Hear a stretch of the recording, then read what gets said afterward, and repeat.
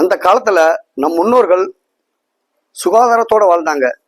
இப்ப நாம சுகர் பிரஷரோட வாழ்றோம். சிறப்பான உடல் நலத்தோட வாழ்ந்தாங்க. அதுக்கு முக்கிய காரணம் வாழைப்பழம். அது நம்ம சிறப்பா வாழ வைக்கிறதுனால தாங்க அதுக்கு பேர் வாழைப்பழம்.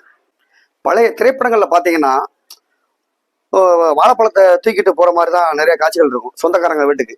ஏன்னா ஏதோ ஒரு ஃபங்க்ஷனாலும் சரி வாழைப்பழத்தை தாரை எடுத்துட்டு போறத ஒரு கௌரவமா நினைச்சாங்க.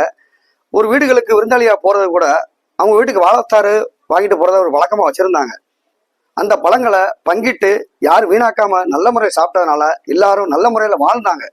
இப்ப யாரும் நம்ம வீட்டுக்கு விருந்தாளியா வர்றவங்க பெரும்பாலும் வாழைப்பழம் வாங்கிட்டு வர்றது கிடையாது. ஏன்னா நம்ம சீப்பா நினைச்சிருவோம். நாமளும் யார் வீட்டுக்கு போனாலும் வாழைப்பழங்களை வாங்கிட்டு போக மாட்டோம். ஏன்னா நம்மள சீப்பா நினைச்சவங்களும் பயம் வந்திருக்கு.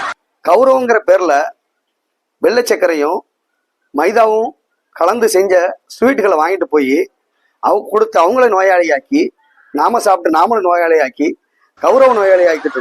இரவு என்பது மனச்சிக்கல் இல்லாமல் முடிய வேண்டும். காலை என்பது மலச்சிக்கல் இல்லாமல் விடிய வேண்டும்.